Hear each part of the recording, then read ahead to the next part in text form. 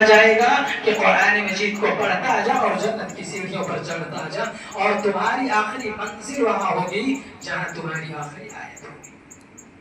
میرے بھائیوں، کہنے کا مطلب یہ ہے کہ قرآن کریم صرف یہ ایک کتاب نہیں ہے دوسری کتابوں کی طرح، بلکہ یہ کتاب اللہ رب العالمین کی طرف سے بھیجی ہوئی کتاب ہے۔ یہ کتاب ایک طرف رہنمائی کرتا ہے، دوسری طرف خوشخبری سناتا ہے۔ یہ کتاب جہاں انسان کو سیدھی راہ دکھاتا ہے، وہیں سیدھی راستے پر چلنے والے کے لیے خوشخبری بھی سناتا ہے۔ اور اسی طریقے سے یہ قرآن صرف اور صرف انسان کی رہنمائی نہیں کرتا ہے، بلکہ لوگوں پر اثر انداز بھی ہوتا ہے۔ لیکن ہمارا کیا معاملہ ہے؟ ہمارے سماج اور معاشرے کے نوجوانوں کا کیا مسئلہ ہے کہ قرآن کریم سنتے ہیں، رمضان المبارک کے مہینے میں پوری قرآن سن جاتے ہیں، لیکن کچھ بھی اثر نہیں کرتا۔ ایک واقعہ سناتا ہوں جس سے یہ اندازہ لگانا مشکل نہیں ہوگا کہ قرآن کریم کس طریقے سے لوگوں پر اثر انداز ہوتا ہے اور کس طریقے سے لوگ قرآن مجید کو سن کر کے سیدھے راستے پر آ جاتے ہیں۔ صرف ایک واقعہ ہے، چھوٹا سا واقعہ، جس سے ہمیں اندازہ یہ ہو جائے گا۔ فضیل بن عیاض، شاید کہ آپ لوگوں نے نام بھی سنا ہوگا، یہ تابعی ہے، یعنی صحابی کے بعد کے لوگ ہیں۔ یہ اپنے زمانے کے بہت بڑے ڈاکو تھے اور یہ بہت خطرناک ڈاکو تھے۔ لوگوں کے گھر جایا کرتے تھے اور چوری کیا کرتے تھے راتوں کو۔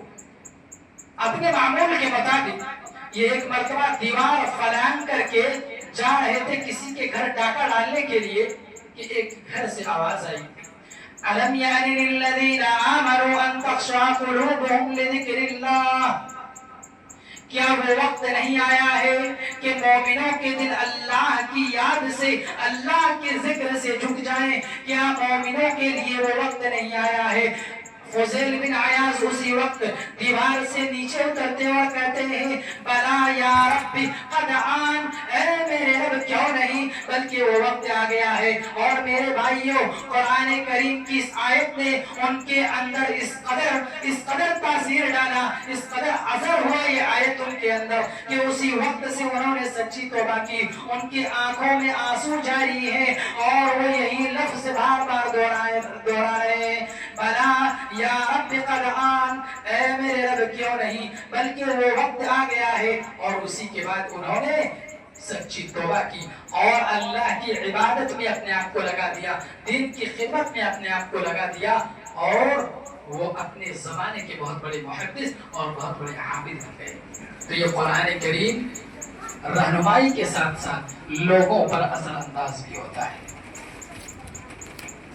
ایک اور واقعہ جس سے یہ معلوم ہوگا کہ قرآن مجید انسان کو کس طریقے سے بلندی کی طرف لے جاتا ہے، مختصراً اس واقعے کو ذکر کرتا ہوں کہ نافع بن عبد الحارث یہ مکہ کے گورنر تھے اور یہ کچھ کام سے مقام عصفان گئے تھے اور اپنی ذمہ داری سنبھالنے کے لیے حضرت عمر رضی اللہ عنہ کو مکے میں اپنا نائب بنا کر کے وہ مقام عصفان گئے تھے۔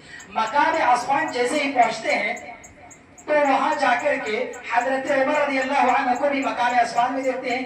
حضرت نافع بن عبد الحارث حضرت عمر رضی اللہ عنہ سے پوچھتے ہیں کہ آخر آپ بھی مقام عصفان آ گئے ہیں تو مکے کی ذمہ داری کون سنبھال رہا ہے، مکے کا گورنر کون ہے؟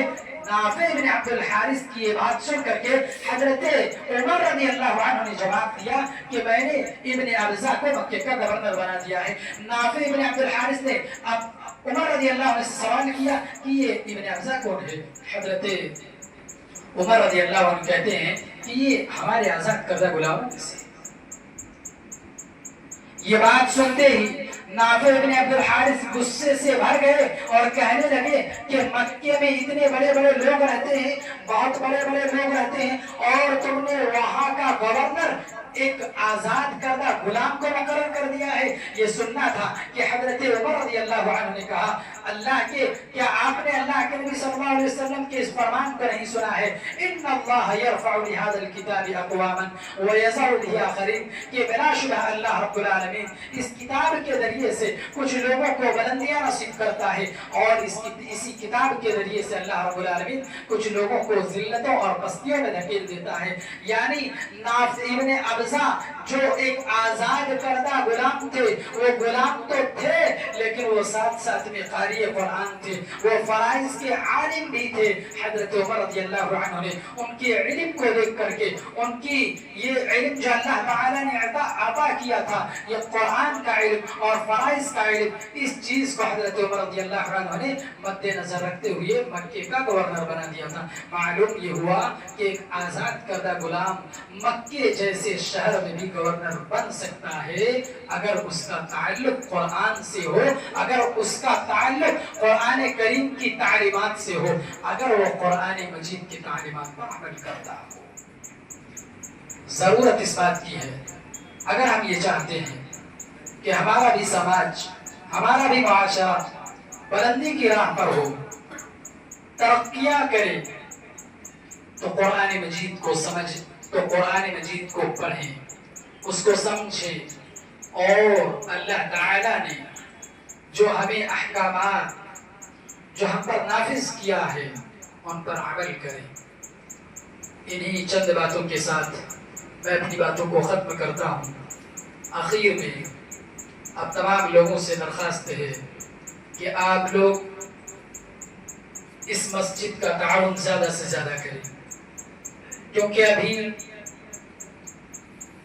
حکومت کا اور اسی طریقے سے دوسرے لوگوں کا بھی ہر جگہ مسجدوں پر نظر رہتا ہے. تو اس وجہ سے ہمیں ان مسجدوں اور مدرسوں میں تعاون کرنے کی ضرورت ہے. آپ اپنی مسجد کا زیادہ سے زیادہ تعاون کریں. آخر میں اللہ رب العالمین سے دعا ہے کہ بار الہ تو ہم تمام لوگوں کو قرآن مجید پڑھنے اسے سمجھنے اور اس کی تعلیمات پر عمل کرنے کی توفیق عطا فرما. بار الہ وطن عزیز ہندوستان میں مسلمانوں کی حالت کو درست کر دے.